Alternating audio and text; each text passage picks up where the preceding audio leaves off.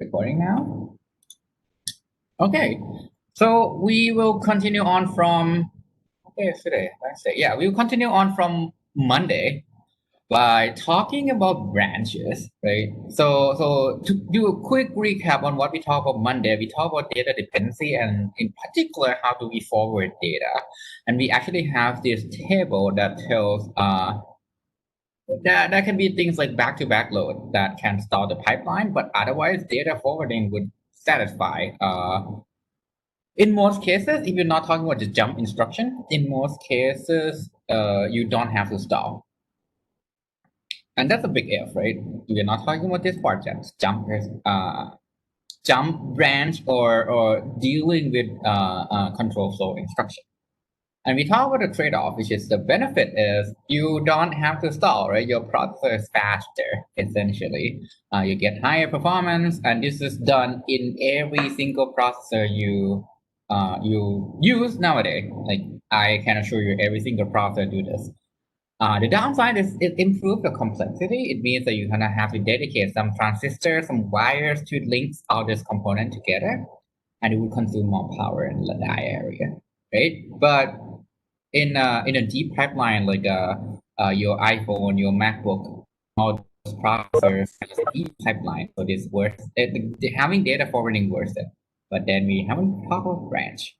Right? So we talked a little bit about this on Monday, but our solution right now is pretty dumb, right? So we'll talk about one of these main cause of instruction stall in the in-class exercise today. We'll focus a lot more on this, on how does instruction stall work and how when you have like your code in assembly, when you compile it, you then realize there are more branches than you realize there are. Just because assembly is a lot more stupid than C code or Java or Python. And this topic essentially it comes down to what we call it as control dependence, right? What is control dependence? If you look at this kind of code, what is the only thing that can happen that you're running this thing as a circle? What needs to happen?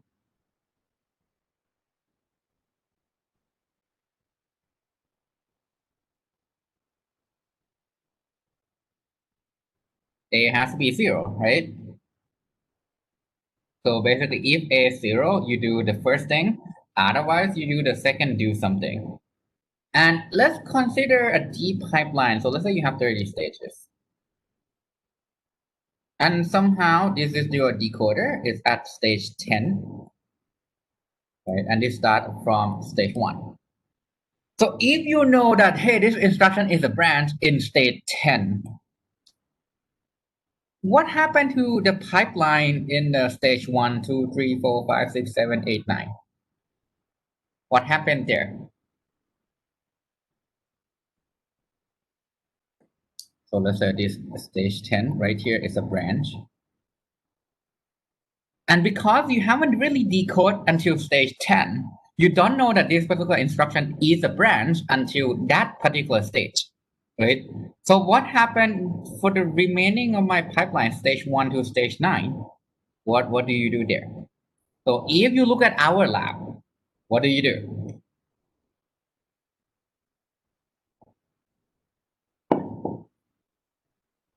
It gets abandoned. Actually, it depends. One thing you can do is if you keep fetching PC plus 4, basically you're gonna assume that every single instruction that come after me, I'm gonna fetch PC plus 4, right? If you happen to do this something which is PC plus 4, then you're fine, right? You don't abandon that. Otherwise, you need to throw it all away. You need to throw whatever you fetch away and refetch the correct path, right? And with if else and for loop, you'll see that there are branches everywhere, right? Whenever you have to go to the end of loop, you have this condition check, right? That tell whether you're exiting the loop or not. So in this whole lecture, basically, we'll talk about how do we handle branches, right? The first way you can do this is we will stall every single thing in my pipeline until I know exactly what is my instruction, right? So that's one way to do it. Start the pipeline. You can blindly guess, right? I'm gonna blindly guess. I'm gonna go to 3 6 + 4. Or you can do educated guess, and then you can do many other things that we will talk about some of them today. But mainly these three things. So the naive solution, we talked about it last class. Basically, you can start until the decode stage. So over here, if you look at this instruction, you have add, right, fetch, decode, execute, memory, and write back. Over here, you have branch, so you go and fetch, decode, execute, memory, and write back. And this is the time you figure out, oh, it's a branch, right? So what you can do is you can try to fetch, right? But now that you know it's a branch, you put bubble in here saying I'm not fetching because I don't know what's the outcome of my branch until execute, which I know the outcome. So you fetch here, decode, execute, memory, and write back. Fetch, decode, execute, memory, and write back. Right? But this is not really optimal because every time you run into a branch, you're gonna stall, right? So one thing you can do is blindly guess. So over here, let's say we have the correct prediction. Somehow we guess correctly. So you're gonna fetch, fetch, fetch, decode, execute, memory, and write back. Fetch, decode, execute, memory, and write back. Fetch, decode, execute, memory, and write back. Fetch, decode, execute, memory, and write back. So this is what happened if you guess the outcome of your branch correctly. Basically, you correctly guess what you do here. If you have the wrong prediction, let's go back to the stalling case, right? You fetch, decode, execute, memory, write back, fetch, decode, execute, memory, write back. And over here, you guess incorrectly. So you try to fetch it and you're like, oh, I'm wrong. So you insert the bubble. Then you fetch here, decode, memory, and write back. Fetch, decode, memory, write back. Execute, memory, and write back. So that's what happened if you guess wrong. So the majority of this class will talk about can we do better at guessing, and it can get pretty complicated. So what is the simplest form of guessing? Can anyone want to take a guess or like tell me what's the easiest way I can guess? Easiest thing I can guess? What should be the instruction that I would fetch?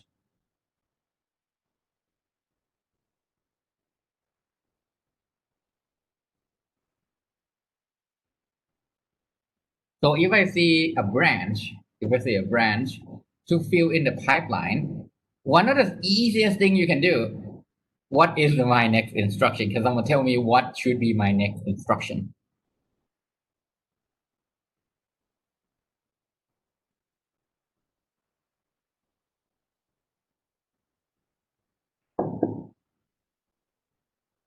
So in your assignment, what's your next instruction? That's almost always the case.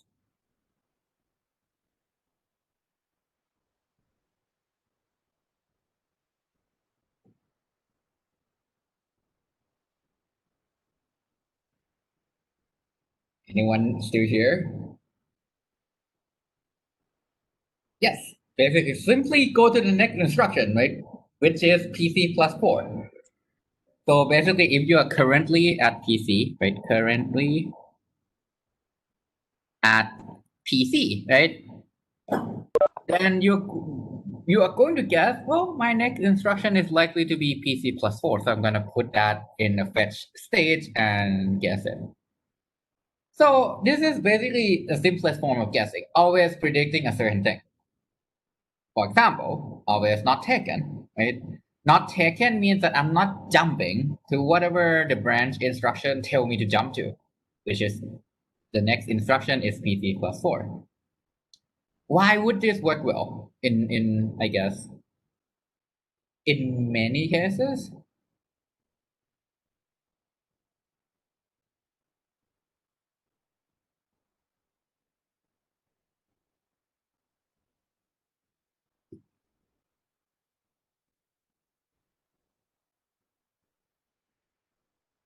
So the reason why this might work well is many times your code just falls through. For example, if you do a for loop, right, some certain form of for loop or while loop, your next thing, if you're going to iterate over the loop again and again and again, is your next line of code, PC plus 4.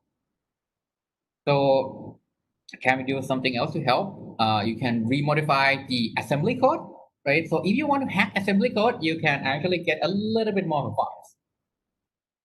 The compiler, so if you somehow interest in compiler and would like to take a full-blown compiler class or check class online, this is a big topic in compiler. Like, can we rewrite your assembly code automatically in compiler to make sure your code is faster? Right. The downside is basically you are always going to predict one thing, right? And is that bad? So let's actually think about cost of the branch misprediction, right? What happens if you mispredict the direction of your branch? So in a 5-stage pipeline, right, you actually inserting two bubble if you mispredict because you have install and fetch, right? So you say basically there'll be two instruction bubble. Assuming that it's 10% of control flow, 10% of your code are control flow instruction, 80% of the branch are taken. If you always going to predict not taken, what's your cycle per instruction? Can someone tell me, if you assume that if we have to store for 2 cycle, every time you mispredict, 10% of your assembly code is a branch, and 80% of the branch are taken, but you always guess not taken. Let's say there are n lines of your code. What is your I? Oh, how does it know it mispredict? Once you resolve the branch in the execute stage, right? So let's say you say branch if this is not equal to 0, right? So something like this. Branch if not equal to 0. And let's say if 0 equals to 0, you don't take the branch. If it's 0, then, if it's not 0, you take the branch. If it's 0, then you fall through. You don't take the branch. It knows if this is mispredict.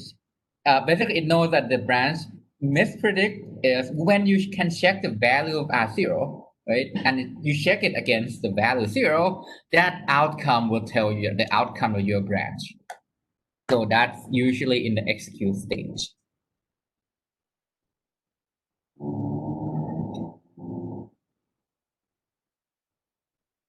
So, with this, what's my cycle per instruction?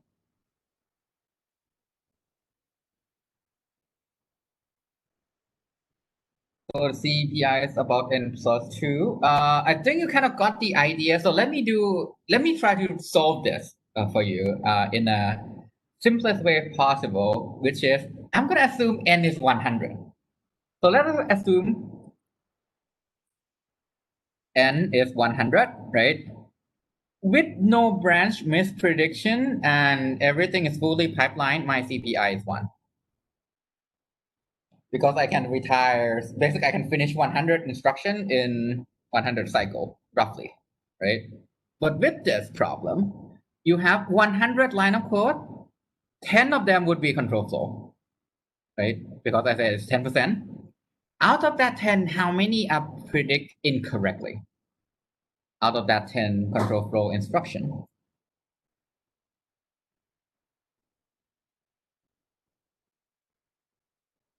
So it's 80% of 10, right? 80% of 10, so that's 8 misprediction. Do you understand why we reach the number 8? Okay. So basically it's 8 because we have 10 branches. And out of the 10 branches, 80% of the branch are taken, but we are going to guess, hey, we're not going to take the branch. So 80% of them, you're wrong. Each time you have this is 2 extra cycle. right? So 8 of them, basically you are spending 8 multiplied by 2, which is 16 cycle for 100 instruction. I'm gonna start writing here. So basically you ended up with 106 cycle, right? To finish the code, to finish 100 instruction. So your CPI is 1.16 instead of 1. So you see how suddenly your code is 16% slower. This is 16% lower, right? How about the other case? Only 10% of the branch are taken, so this is 90% accuracy, right? So instead of 116 cycles, how many cycles are we going to spend time running this code? There'll be one mispredict branch, so how many extra cycles you have to put in?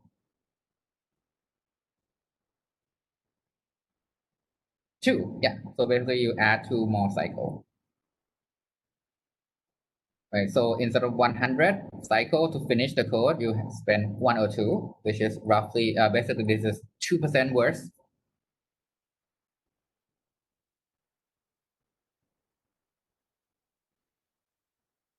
All right, so let's make a realistic CPU, and let's say this is something like 40 to 50 stages. And this number, instead of 2, you're looking at something like 15. You're looking at 15. For the first case over here, let me use a different ink color so it's not confusing when you look at the slides again. So let's say this is the first case, right? First case. 8 misprediction. How many cycle? Number of cycle. If each misprediction is 15. Sorry. If each misprediction, thank you, is 15 cycles, how many total cycles that I'm gonna spend running the code? What is 15 multiplied by 8?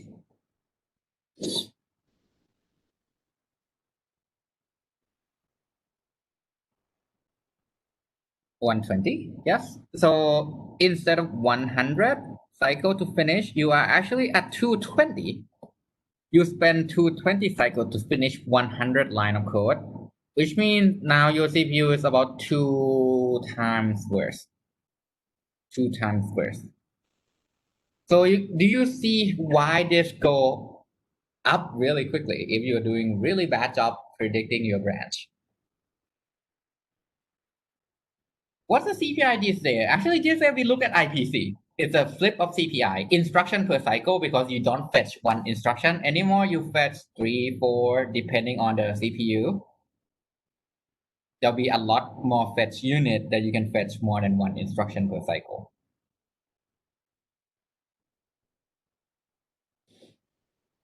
So if you run a normal application on a normal CPU, you're looking at, I guess, 0.3 CPI.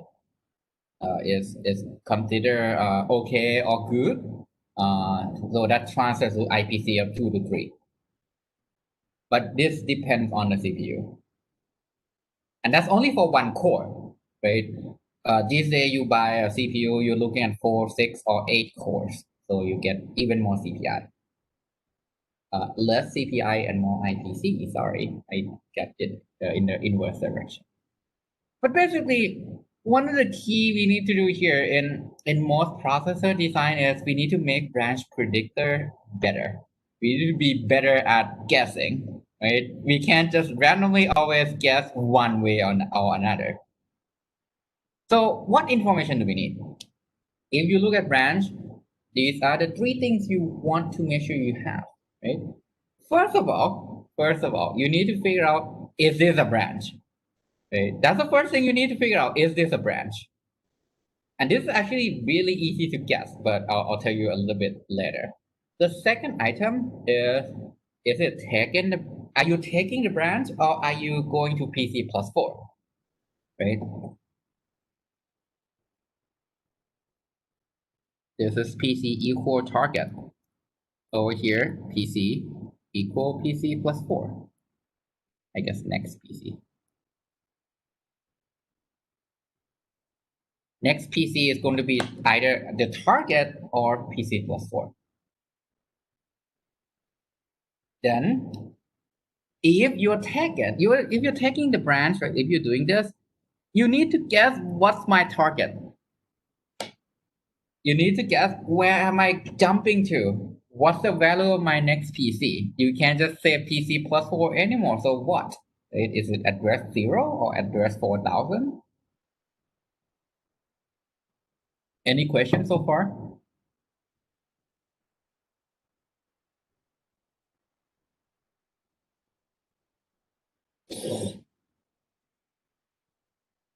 All right, so this is the simplest one, how to predict the branch instruction. So one hint that I'm going to give you is, do you ever write a program that modifies its own program?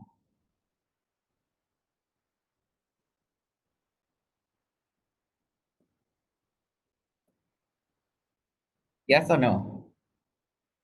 Not yet? Yeah. So it means that in most cases, you can write a program that modifies its own program. You can use a buffer overflow, this thing called buffer overflow attack. Some of these can be construct so that it works like a computer virus. Basically, my question, if you didn't quite catch it, is if you write a program, and you run your program, while it's running, does it ever change its own code? Its own code, not the result, but change its own source code. So technically you can do that, but 99.999% of your program is not, right? If you look at the block in the memory that represent your program, it's going to stay the same. It's going to stay the same. So if I'm going to guess whether this current PC is a branch or not, right? If I'm gonna guess if the PC I'm looking at is a branch or not, what can I do?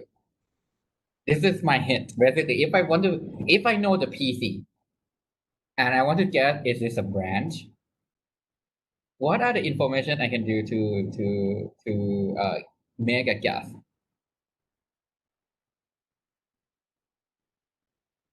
Basically, the last time you see this program counter is at a branch.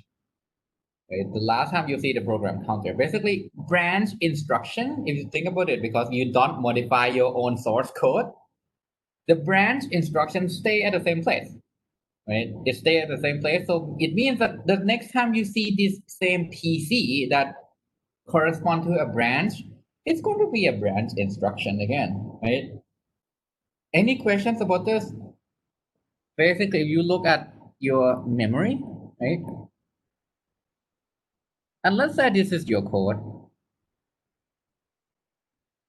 And then let's say this is branch 1. This is branch 2. This is for like a loop kind of program or somehow even just function calls, right? You call the function all the time. Those function calls stay at the same place, right? So everything that involves function call loop, even if else, right? You a lot of times it's if else inside the loop. PC1, PC2. The first time you see PC1, you might not know it's a branch, but the second time you look at PC1 again, you would then know that that's a branch, right? Because of the last time I'm at PC1 is a branch. Any question here?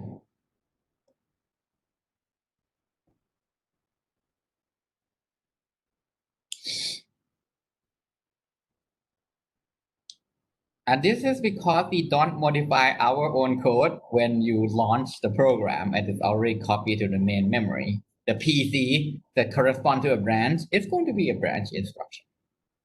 So we clear this part, right? We now can figure out if it's a branch instruction.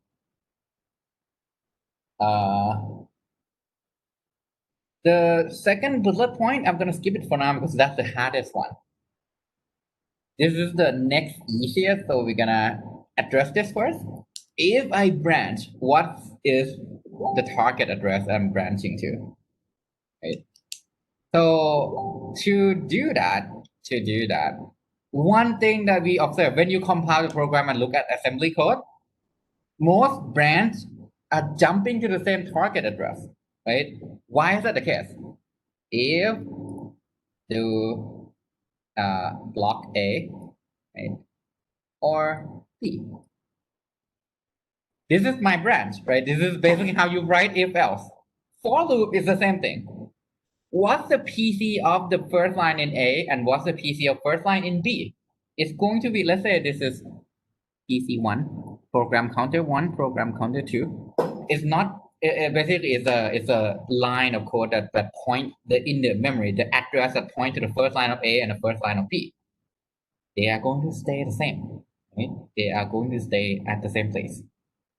Which means that if you say see PC1, you're branching to, let's say you have this branch right here. If either you go to PC1 or PC2, one of them would be PC plus 4. The other one would be basically the value you're pointing at. Right?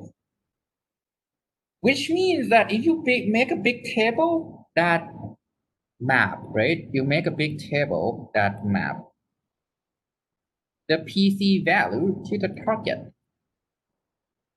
This is PC of the branch.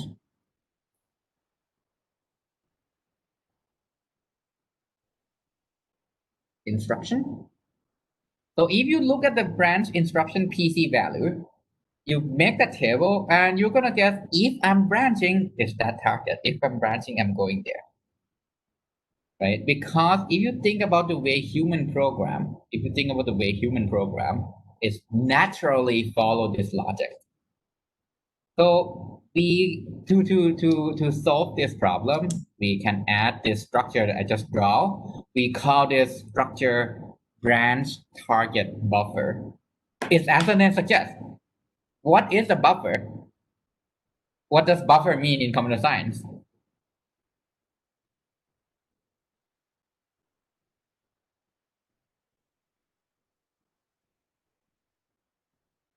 How many people don't know what buffer means? Actually, this is a really, really useful name that you at least toward the end of this class, if you don't know anything, please know what buffer means because we use this word a lot everywhere.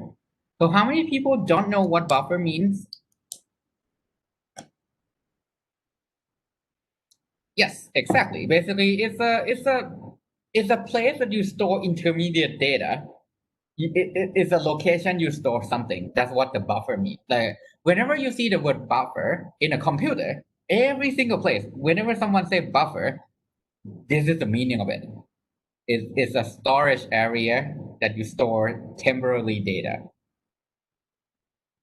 Branch target buffer is a storage area that store your branch target. Right? The name makes sense. Basically, if you think about the name and the meaning of the English word tied to the name, it's a buffer that is used to store your branch target. And basically what it does is if you see this program counter and it say the last time I see this branch, it jumped to address 0x4, for example. Let's say if you have a table like this, right? So this is a BTB. This is PC and this is target. 0x x 40. And let's say the target is 0x 80. The next time you add line corresponding to address 40, what am I jumping to? What's my target?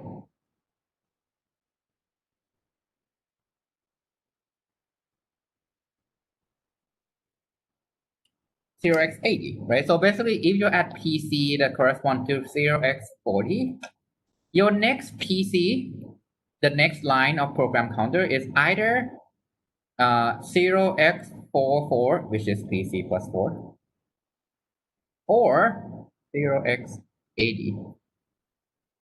Depending on the direction of your branch, are you taking the branch or you're not taking the branch?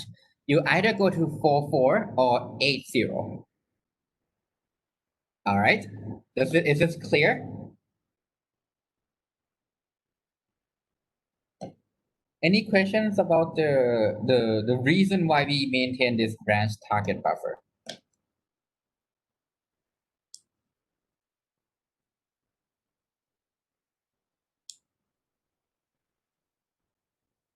Okay. If you have questions after this, type in or let me know somehow. I'll be more than happy to make sure you understand this correctly. It's actually really simple if you slowly go through this example 1 or 2 times. So I talk about the structure. Let's actually animate, right? Show on the screen how this works. So you have a PC. You have a PC. This program counter, whenever you fetch the program counter, right? You then look at 2 things. This is direction predictor. It tell you, are you taking the branch or are you not taking the branch?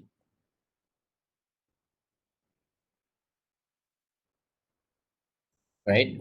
Are you jumping to PC plus 4, which is not taken, or are you going to 0x80 in the earlier example, which is taking the branch? Then you have the branch target buffer right here that correspond to the PC. So if this is 0x40 from the earlier example, this would store 0x80. Right? And then if you found the PC, this value goes here. This goes here, true or false, right? Are we taking or not taking the branch? This is AND gate. Whenever you see this sign, it's an AND gate. What does AND gate do? If it's taken, what's the output here? What's the output?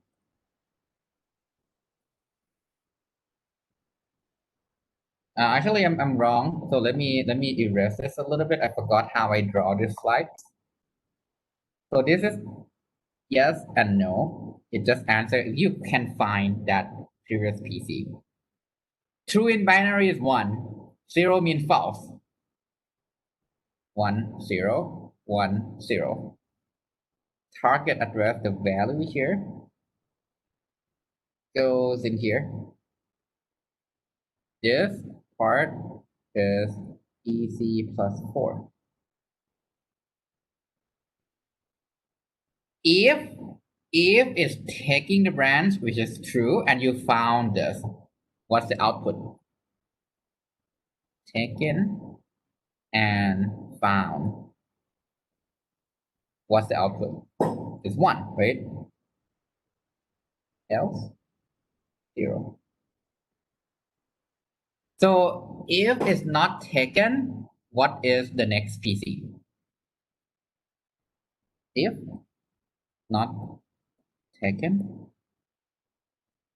next PC equal what? Is it PC plus 4 or target address? It's one of the 2. If you are not taking the branch, the next PC is going to be equal to PC plus 4, correct?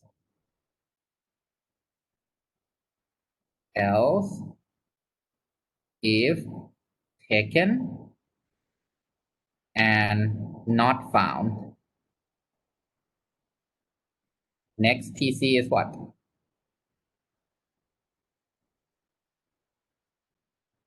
If you want to take the branch, but you don't have the target. If you think that you should take the branch, but you don't know what you're jumping to, so what is next PC? Yes, it's still PC plus 4, right? Because basically you want to take a branch, but you don't know where you want to jump to, so it's useless to actually take that branch, right? You don't want to blindly guess one exact address out of the entire DRAM. It's really hard to guess correctly. Else, if taken and found, next PC equals what? It's equal target. Right? Yep, target. All right. I'm sorry, this might sound slow, but basically, if you know the direction, if you know the target address, then you can figure out whether you want to take the branch or not take the branch with this structure.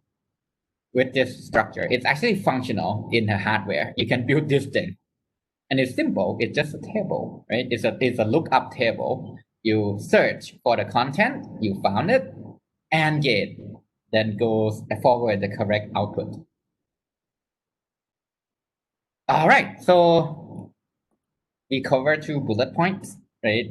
Almost done with branch predictor, but now we're left with the hardest one, which is, are we taking the branch or are we not taking the branch? So the remaining question is basically one of the biggest questions. How do you determine direction? Right? So if you want to predict the direction of your branch, here's what you might want to do. The first thing is, during the compile time, you can figure out what's the likelihood that you are taking the branch. If you have for loop, most of the time you're gonna end up in the same loop again, right? And for loop, you can analyze it from the compiler because compiler see the word for or do while, right? So they know the exact keyword for loop, and you know that this block is going to be a loop. So you can predict certain things through the compiler. So one of the policy you can do here is either always not taking the branch, always taking the branch, or if it's a backward branch, you take it. If it's a forward branch, which is you branch down to the in the code, you don't take the branch. You can profile. You run the directions 7 times. You run the application 7 times with different inputs, and you keep a history of the outcome, right? Alternatively, so this is done in software.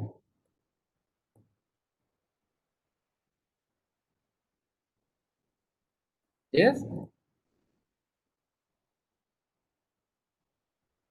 we will build a hardware. Profile based is basically, let's say you want to play Dota, right? And if you haven't played Dota in a while, they keep updating different version. So it includes new heroes, new items, and whatsoever, right? Every time there's update, so your code change with different inputs, different clients, different people who log into Dota. The profiling information would do this. I'm going to run Dota for maybe 1 or 2 minutes and see what's the outcome of my branch. Check the outcome of my branch. And based on that history value, that will become my prediction. So you profile the application for a little bit. And hopefully that gives you enough information so that I can predict the rest of the branch. Does it answer your question? Yeah. So this is a really common technique in system, in computer system in OS. Basically, you run the application quickly, like a few seconds, and then get the profile of the application so that you use the profile to guess what would happen for the entirety of your run. Right. So you can do something like last time prediction with 1 bit. You can use 2-bit counter, 2-level prediction, and many other things. So we are going to cover these topics one at a time. So the first thing I'm going to cover is let's skip the profile base because we already talked about it. It's not going to go on your exam. It's a little bit too advanced. This is compiler. So I'm going to go to the hardware part. Let's do dynamic branch prediction. Do branch prediction in hardware using the runtime information. And we'll talk about mainly three different things here. the last time predictor, the 2-bit counter version, and the 2-level prediction. Let's begin by talking about the simplest form. It's a little bit more complex than always guessing the same thing all the time. But we add one single bit information. Anyone want to take a guess what last time predictor would do?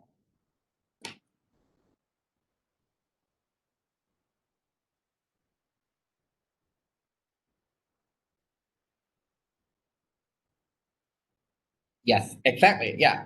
If you see this PC value, and the last time you run into this PC value, you take the branch. You're gonna predict that the next time you're taking the branch as well, right? So to implement this, the branch target buffer, the one that stores the target address, add one more thing, one more bit. Add one more bit. This section of the bit is called pattern history table. So if you read textbook, if you read paper and they talk about the pattern history table, it's basically the history of the branch outcome given the PC. So let's say PC is 0.40, right? The same example is a branch. Last time is taken. And let's assume, if we assume taken is 1, this bit would be the value 1. The bit indicates the direction of specific branch that the same PC went the last time it's executed, right? So as I said, we can assume that taken is 1 or 0, it doesn't matter, just that bit. So here are the state of the last time predictor. Right? It can be in one of the two states. If it's in the blue state, that one bit, let's assume taken is 1, not taken is 0.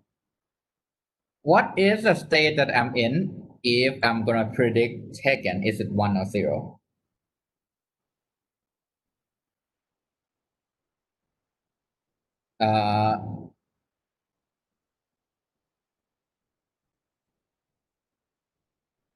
It should be 1. Right? Because if you want to predict taken, it means the last time we see the PC is taken, this is 1, this is 0.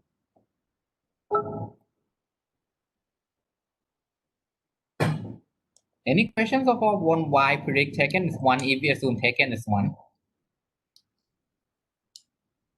Okay, so now the next thing I want to make sure you are aware, there's a prediction and there's a reality, right?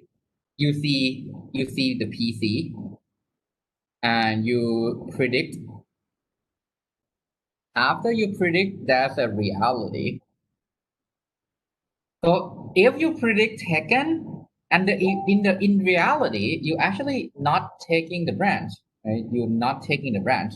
Then the state moves from here to here. The bit becomes 0. If you are predicting taken and you are actually taking the branch, it stays at the same state. The bit becomes 1.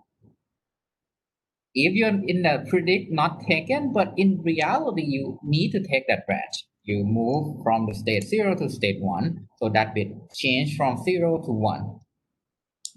And if you are actually not taken and you predict not taken, you correct, so you stay at the same state. Any questions so far?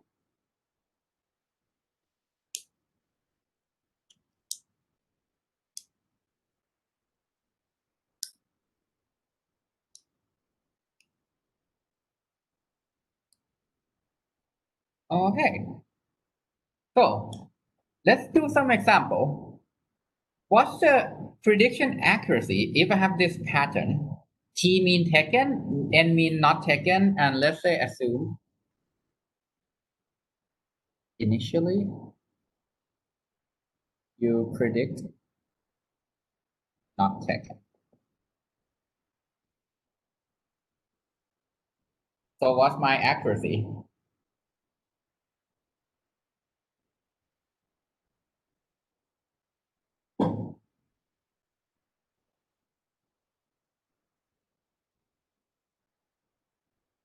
How many times do I have to make a prediction? And how many times I'm going to predict correctly?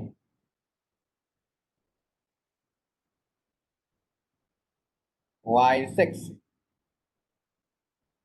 Yeah, it's actually 7. 7 over 10. I think if you have 6, you count wrong. Incorrect for the first one because we want to predict not taken, but in reality it's taken. Then the bit flip to 1, so you're gonna predict taken. So you're gonna be correct here, correct here, correct here, correct here, incorrect here, correct here, correct here, correct here, incorrect here. So this is 70% accuracy. Right? What about this? This is something like a loop, right? You take, and then the last time you exit the loop.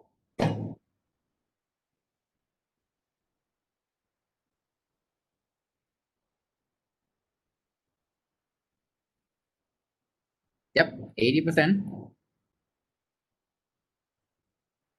Incorrect for the beginning, and then everything else is correct until the last end. And thank you for that, because somehow I thought this is 90%. Thank you for the correction. How about the last one?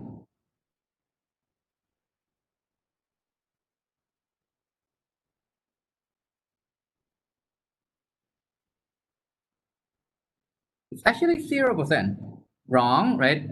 Wrong here again. Every time you flip, it's wrong. So every time you flip from taken to not taken, it's wrong. Every time you flip from taken to not taken, you're wrong as well. So you're gonna get 0%. Do you understand why it's at 0%?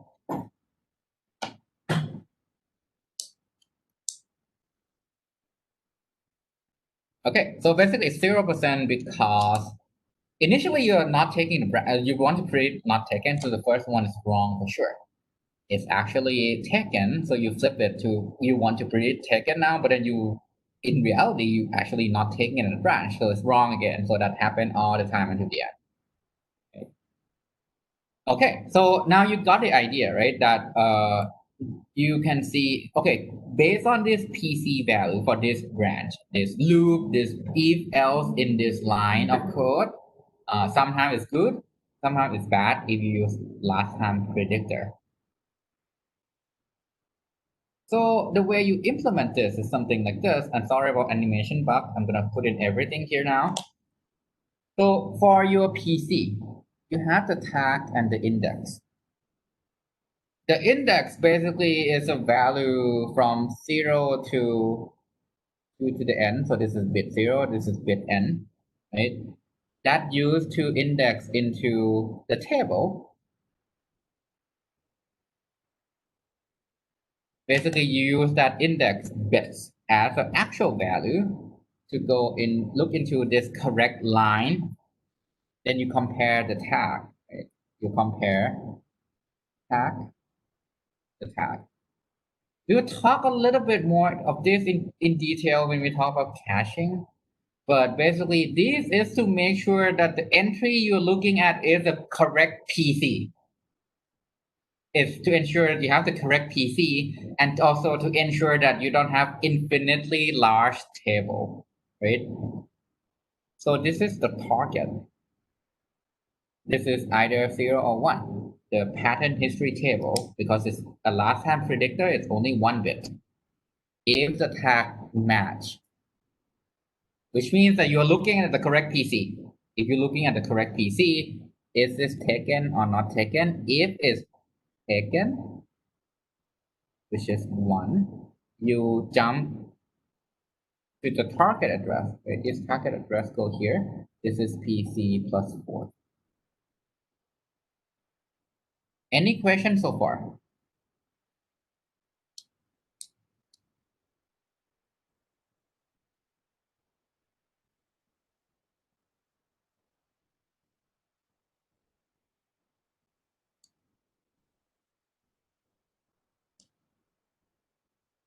Okay, so let's do one more example before we wrap up. This is a 2-bit predictor. Over here we use 1 bit. This is 2 bits. So basically we add 1 more bit as an overhead to hopefully do a better job at guessing the branch. And this is actually from a paper in 1981. ISCA is one of the top architecture conference. Basically, if you're a PhD student and you have a paper, that is your dream. Basically, everywhere in the world, like if you're even at MIT, this is like the best you can go for architecture paper. This is a paper published in 81, and it actually talks about how to utilize a 2-bit predictor. The reason behind that is the last time predictor sometimes is bad. With just one different outcome, you change your prediction, right? So the solution is to add one more bit to track the history. And the prediction doesn't change with one single different outcome, right? Over here, we will show one example where we would utilize what we call saturating counter. Counter, what is a counter in computer science?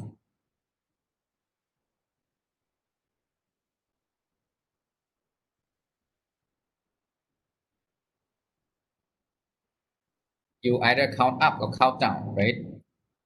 0 and 1, 2, 3. You can go back to 2 to 1. These are counter. You go up or go down. Saturating counter means that if you're at 0 and you want to go down, it's going to stay at 0. If you're at max and you want to go up, then you stay at max. That's what saturating means. If you are going to overflow, you don't let it overflow. You stay at the maximum or minimum value. So that's what saturating counter means. I'm going to delete this node here and show the state diagram. So you have 4 states. Predict taken, right? And as you can see here, you predict taken in 2 different states, 0, 0 and 0, 1. This means that we assume taken is 1, not taken is 0. Oh, actually, no. Taken is 0, not taken is 1. My bad.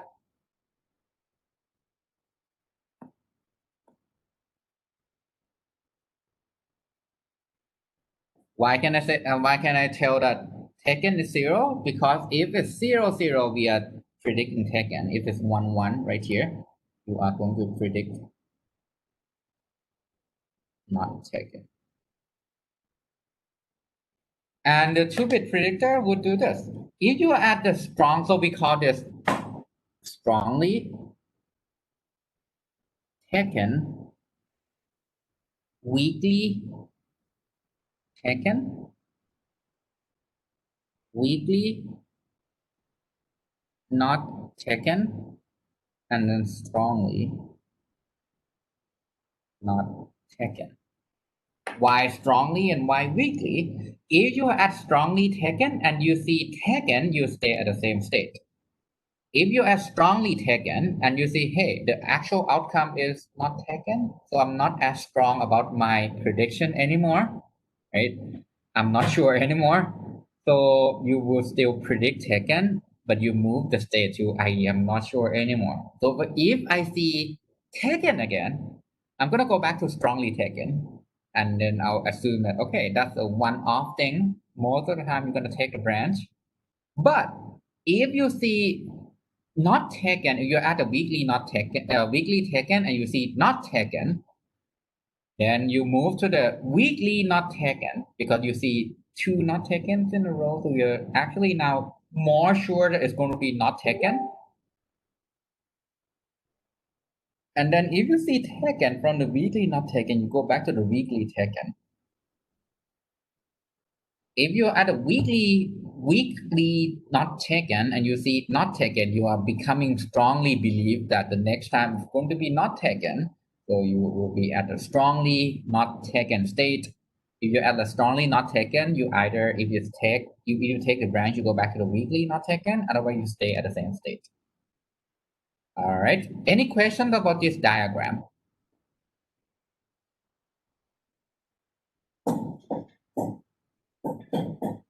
Okay, so in class exercise, not today, the in class exercise for next Monday, we'll cover this part. So you're gonna actually practice doing this. The in-class exercise today is more on the, let's check how important is your branch. So these are the in-class exercise 6. Basically you go write Fibonacci function in C code in whatever way that you want to implement. Compile and get the assembly code that represent your function. Then you're gonna report the code itself, right? And then look at your code and report me what's the percentage of your code in terms of the lines that are actually branching. Things like branch or jump. Look at how often it is. Is it within 10%? Is it less than 5%? Is it more than 10%? So hopefully if you see your own code in assembly, you might have noticed that branch can happen more often than you think. One thing I said I'm gonna start this at 7 p.m. Let me actually delay this and start at 8 p.m. because of traffic. These days I have a hard time reaching home by 7. So we'll start at roughly 8 p.m. If I can be there by 7, I'm gonna be online on Discord at 7. I'm gonna spend maybe within an hour, but this should be pretty easy for you to finish. And then this is not mandatory. You don't have to attend the session. You can ask the question on Discord chat, and then I'm gonna basically go and answer your questions. All right. So I'll be around hopefully by 7, but if I'm not around by 7, it's gonna be like 8. Let's aim for 8. It is just to make sure there's not a lot of cars and I can actually get home. I'm gonna be on Discord to answer your questions. All right. So it's 2 o'clock now. So let's finish the lecture today, which is actually exactly what I planned. Next week, we'll resume talking about branch prediction and use something that's a little bit more modern.